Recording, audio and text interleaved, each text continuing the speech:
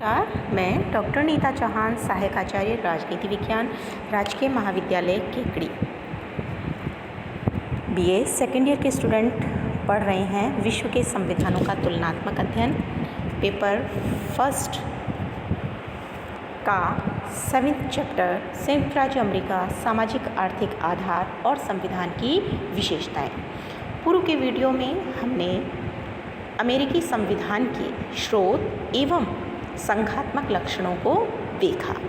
आज हम पढ़ेंगे अमेरिकी संविधान की विशेषताएं। संयुक्त राज्य अमेरिका का संविधान जो है वो एक आदर्श प्रजातंत्रात्मक राज्य की स्थापना का संवाहक कहा जा सकता है।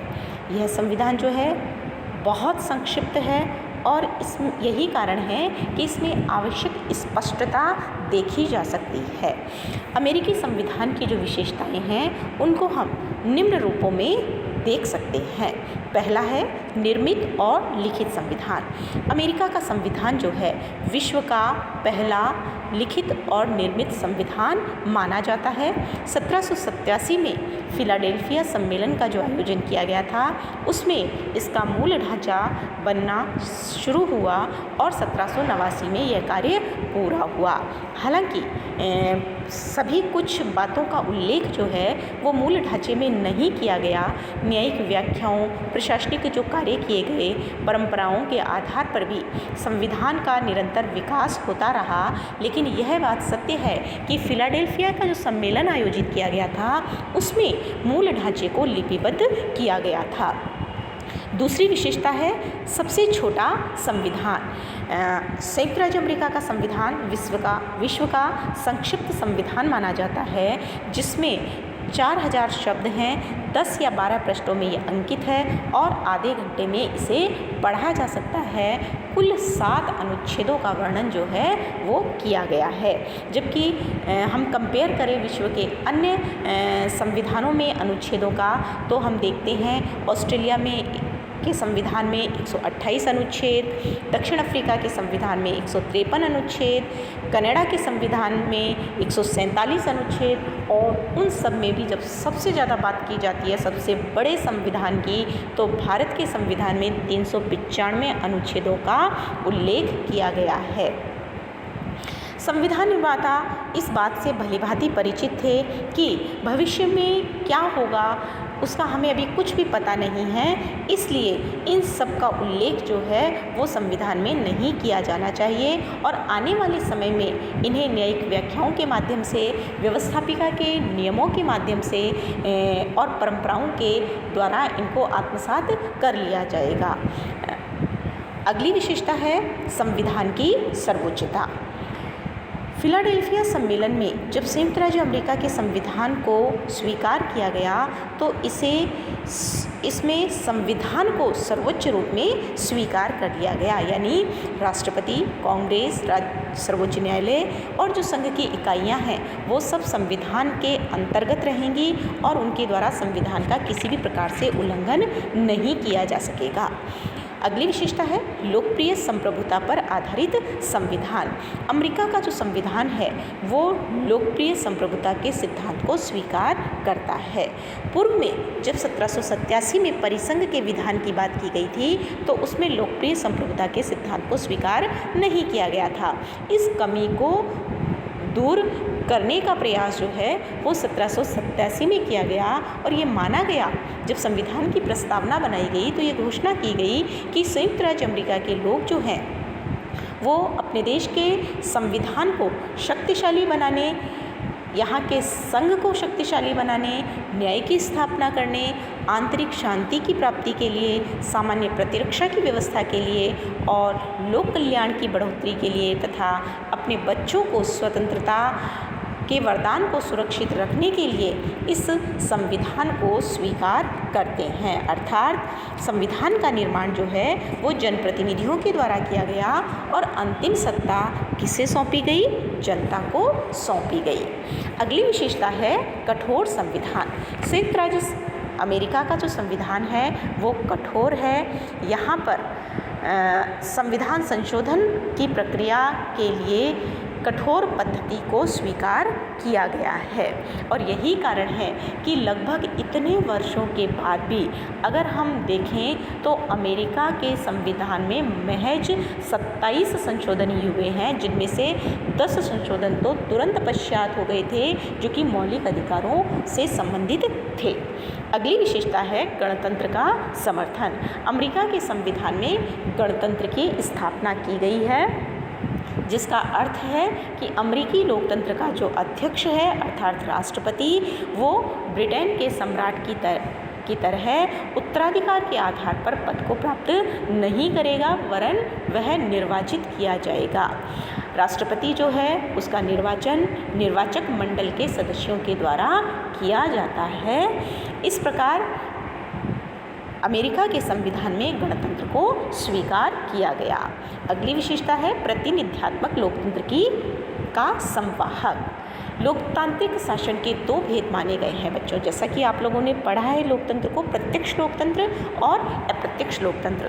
प्रत्यक्ष लोकतंत्र में जनता स्वयं शासन के कार्यों में भाग लेती है और अप्रत्यक्ष लोकतंत्र में जनता के चुने हुए प्रतिनिधियों के द्वारा शासन किया जाता है।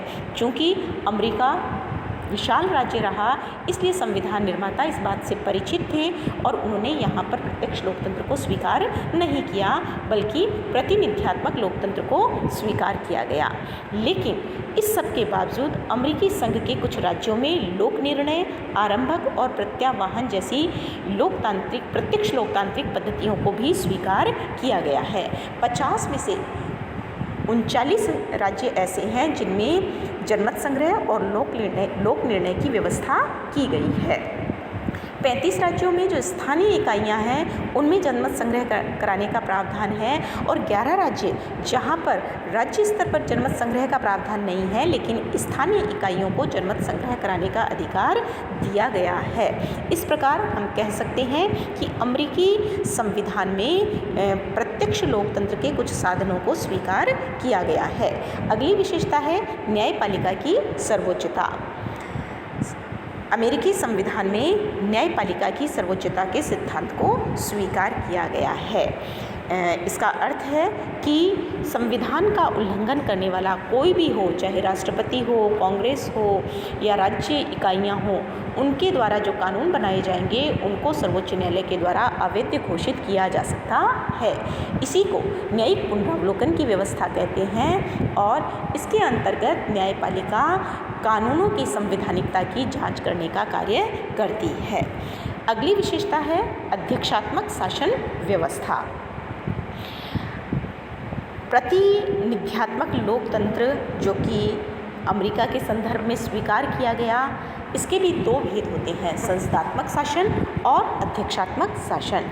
चूँकि अमेरिकी संविधान निर्माता जो थे वो लॉक और मॉन्टेस्क्यू के दर्शन से बहुत ज़्यादा प्रभावित थे, शक्ति विभाजन के सिद्धांत को व्यक्ति की स्वतंत्रता की रक्षा के साधन के रूप में मानते थे, इसलिए उन्होंने अध्यक्षात्मक शासन व्यवस्था को अमेरिका में स्वीकार किया। इसके अंतर्गत क्या होता है, कार्यपालिका व्यवस्थापिका से अलग रहती है।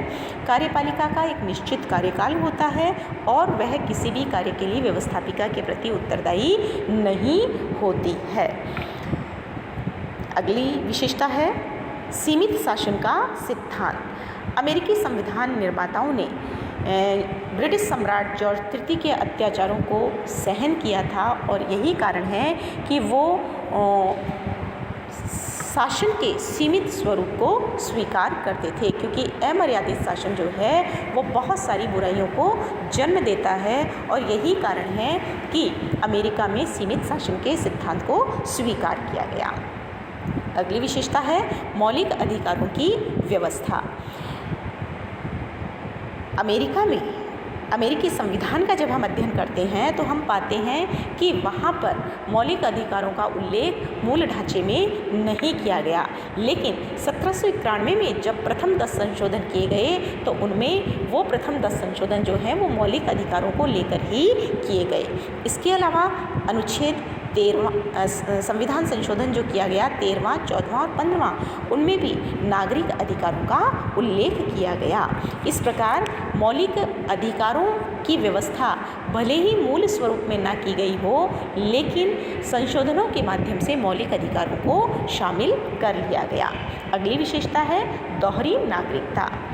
संयुक्त राज्य अमेरिका में संघात्मक शासन व्यवस्था को अपनाया गया और इसी के साथ वहाँ पर दोहरी नागरिकता के सिद्धांत को भी स्वीकार किया गया। यानी अमेरिका का नागरिक दोहरी नागरिकता प्राप्त करता है। एक नागरिकता उसे राष्ट्र की मिलती है यानी संयुक्त राज्य अमेरिका की, और दूसरी उस राज्य की जहाँ का वह निवासी होता है। अगली विशेषता है व्यक्तिवादी दर्शन पर आधारित। अमेरिका का संविधान जो है वो व्यक्तिवादी दर्शन पर आधारित संविधान कहा जा सकता है। चूँकि संविधान निर्माता जो थे वो लॉक के व्यक्तिवादी दर्शन से बहुत ज़्यादा प्रभावित थे, इसीलिए संपत्ति के अधिकार को उन्होंने आवश्यक माना। इसके अलावा ये माना, संविधान में ही यह घोषणा की गई कि कानून की उचित प्रक्रिया के बिना किसी भी व्यक्ति को संपत्ति के अधिकार से वंचित नहीं किया जा सकता, और यदि सार्वजनिक हित के लिए किसी संपत्ति को लिया जाता है तो फिर उस व्यक्ति को उसका उचित मुआवजा दिया जाएगा। इसके अलावा 14वां जो संशोधन किया गया उसमें भी निगम, श्रम, व्यापार इनकी चर्चा के अलावा संपत्ति के अधिकार को भी व्यापक आधार स्वरूप प्रदान किया गया। इस तरह वहाँ पर आर्थिक व्यक्तिवाद की नींव को सुदृढ़ करने का प्रयास जो है वो किया गया।